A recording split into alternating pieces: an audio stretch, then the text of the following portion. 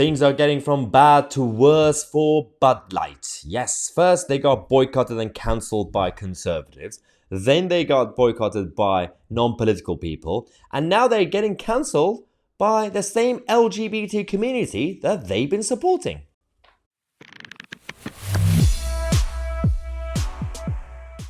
Welcome back to the clown world, ladies and gentlemen. Yes, let's talk about what's going on. The latest update on the Bud Light saga. So, in case you don't know or you haven't been following this, Bud Light decided to use Dylan Mulvaney as as their sponsor, well, as their ambassador and the face of Bud Light. And Dylan has been quite controversial, and conservatives decided to, well, and also, just generally speaking, blue-collar workers. This was the drink for the working classes in America mostly. They got angry. They said, well, this is not really representative of our drink. You are trying to turn our drink into a political platform. So conservatives cancelled it and then or boycotted it, and then didn't really go too well. That the PR backlash was huge on the company. Then they decided to make a U-turn and get rid of Dylan. Now, gay bars are boycotting Bud Light. Not really sure why Bud Light was actually already in gay bars, but it's not really the same climate for them. But we had the Glass Bar. So in Chicago and many other places, we had so many bars cancelling this scene. For 41 years, Sidetrack, as a bar, has encouraged liquor and beer companies that have wished to garner the LGBTQ plus minus divide, whatever, customer base to actively support our community. That's nice. Bud Light's recent decision to drop the Dylan Mulvaney campaign to put on leave those who created it, as well as the statement by its CEO, wrongfully validates the position that it is acceptable to acquiesce to the damages, to the demands of those who do not support the T community and wish to erase the LGBTQ plus visibility. Visibility. I'm not really sure people saying try not to turn a drink, an alcoholic drink, into a political statement is the same as trying to erase people. What is visibility? What do you want the whole of the LGBT community to be so visible? Like a whole faces and everything, like hello.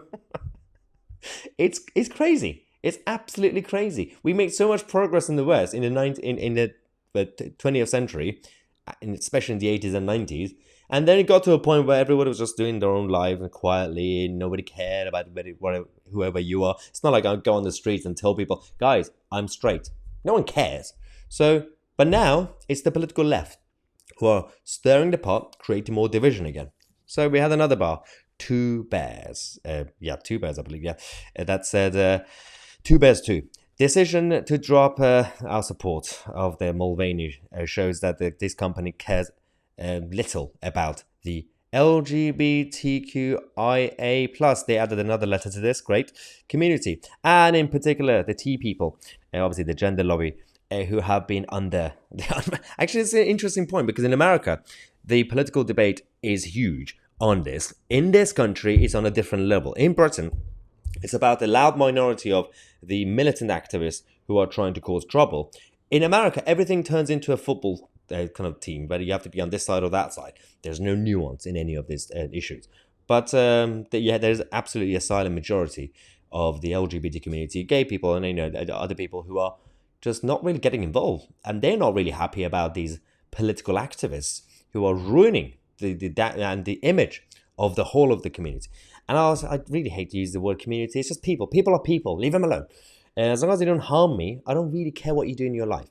I don't want anything to be imposed on the rest of society because of a minority. But at the same time, just let them live their lives. Just don't affect me. I don't care. Free life, free society. Now, Bud Light, the backlash on them overall has been crazy. So I don't really blame them for dropping Dylan, because we already heard that this company is, by the way, 171 years old. Now, the brewing company saw its value plummet by more than $4 billion. That's £3 billion in April last month. Now, that's a lot of money. So, of course, his CEO thinks about maybe going woke is making us go broke. So we're going to have to make a bit of a U-turn. And I don't blame them. It's business. The company lost 4.7% in shares in just under 2 weeks. Now, that is absolutely embarrassing. But capitalism always wins. You go woke, you go broke, then you're going to have to make a U-turn. So this is the only backlash that we could have when it comes to free market, when it comes to businesses doing this. We win. The facts and reality wins because it's happened so many times with other companies, Gillette and many others. You go woke, you will go broke. Now, the only issue is that we can't really fully fight back yet when it comes to our cultural institutions being infiltrated by cultural Marxists. That's difficult. But businesses and corporations going woke is easy because eventually every single one of them makes a U-turn. Whether it was Sky Sports or all the other organizations, Premier League, that went woke with BLM and everything else, and they had to issue an apology saying, yeah, we don't actually support the organization. Why did you do it in the first place? Did you think you were down with the kids, I guess? I don't know. Yeah, everything's been infiltrated, but we have to continue to fight back as part of the plan to reclaim our freedoms. Thank you so much for watching. I'm Maya Tusi, and we are the media.